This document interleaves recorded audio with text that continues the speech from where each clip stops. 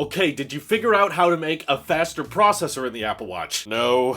Okay, did you find out how to put a new health sensor in the Apple Watch? No, I didn't. Oh god, okay, did you at least come up with some cool color options?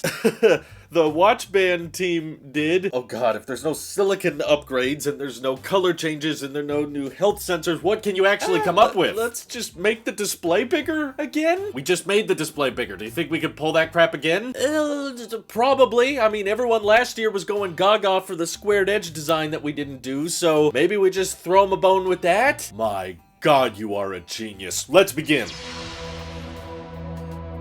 So we kind of have an assortment of leaks to cover for the Apple Watch Series 8, and it's important that we take all of them with a grain of salt after the complete train wreck that happened with all leakers in the tech community last year. Everyone thought that the Apple Watch Series 7 was going in this squared-off design route, and basically Apple slapped them all in the face and made the Apple Watch even more rounded curvy, in fact bragging about how the display and the pixels spill over the side. And for the record, there were multiple fairly reputable leakers all claiming that there would be a squared off Apple Watch design last year, so forgive me for being hesitant to believe it again this year, because it sounds like another one of those troll leaks that everyone keeps thinking, oh, maybe it'll happen this time, and then it doesn't. Kind of like Apple Pencil on the iPhone or Touch ID coming back. Though I have to give credit, Ross Young is one of the leakers talking about the Apple Watch Series 8, who has a very reputable track record. He ended up being right about 120 Hz on the MacBook Pros, which I'll always be grateful for, so the fact that he's saying to expect a new screen size on the Apple Watch this year honestly makes me believe it's fairly possible, because he has very specific display dimensions he's mentioning, saying that this new screen size Apple's working on is 1.99 inches. So no, he couldn't just say it's a 2-inch Apple Watch display. He had to go exactly to the 100th of an inch, which is around 0.08 inches bigger than the display on the Apple Watch Series 7. So that ends up being around a 5% increase in the total screen size, which doesn't sound like a lot, but when you're working with a display this small, something that fits on your wrist, those differences actually do start to stack up a bit. But Shrimp Apple Pro, which has a hilarious name, is actually one of the few leakers still doubling down on, yes, this year we're going to get a flat glass panel on the new Apple Watch, which the only reason I think there's some validity to his statements is because last year he was one of the very few leakers who said that the Apple Watch Series 7 would not have a squared off edge design, and everyone thought that was crazy or ridiculous because so many other big leakers were saying it would be squared off, but no, he ended up being right, and this time he's saying they're actually gonna do a more squared off chassis. Though it may not be as squared off as you think, because his source is basically just telling him that the glass panel the watch is using is flat. They didn't really go into too much detail about the chassis design. So, you know how a lot of leakers were saying the new MacBook Pros were gonna be all squared off? They kind of were, just mostly on the top part, but the bottom corners of the new MacBook Pro chassis actually ended up being more curved and rounded, so I feel like there's a chance if Apple does go with the flat glass panel on the new Apple Watch design, they would probably round off the back to make it more comfortable and not cut into your wrist as easily. But even if that sounds cool to you, there's some more bad news to talk about. So Mark Gurman from Bloomberg, who also gets a lot of things right, not everything, but a decent amount, is saying that the Apple Watch Series 8 is just going to be rocking a slightly repackaged version, so not really any performance enhancements, of the S7 chip, which yes is honestly a bit of a repackage of the S6 chip. So Apple will still brand it as the new S8 chip, which will probably have some minor tweaks and improvements here and there, but not any kind of massive performance or efficiency gain. And he said that there will be a new Apple Watch SE that will also be rocking that S8 chip. I assume the new SE will have the exact same design as the current one. Maybe if we're lucky they decide to bring the always-on display to the SE, but I wouldn't be shocked if they didn't, because that might be one of the main differentiating factors between getting an SE and getting an Apple Watch Series 7 or 8 in this case. So they want to update the silicon across the board, and thank God, surprising no one, Mark Gurman is saying that the Apple Watch Series 3 will be killed off in the fall. The fact that it didn't get watchOS 9 should have been a pretty good indication of that, but for some reason they still want to sell it for now. Probably just have a bunch in inventory and they're trying to get through them all before they discontinue it. But Gurman also mentioned that there shouldn't really be any major new health sensor additions. I mean, the only one that's still being talked talked about right now is a body temperature sensor, but if you're aware of how body temperature checking works, the wrist is not exactly a great place to check for your body temperature, and most of the rumors going around right now are saying that, okay, even if the Apple Watch does get that body temperature sensor, it's likely not going to be very precise. It's not going to be better than just using a standard thermometer. It's not going to be to the decimal point accurate to your actual body temperature. Essentially, that sensor will just be able to tell you if you have a fever or not, and you should probably go check out a doctor. So it's going to be a very generic body temperature checker that will basically tell if you have an extremely high body temperature, but if it's just slightly over normal, it's not really going to be able to detect that. So Apple will probably brand it and market it as something kind of special, like, hey, the Apple Watch Series 8 comes with fever detection, and for it to go off, you have to have like 103 or 104 degree temperature, and the watch is like,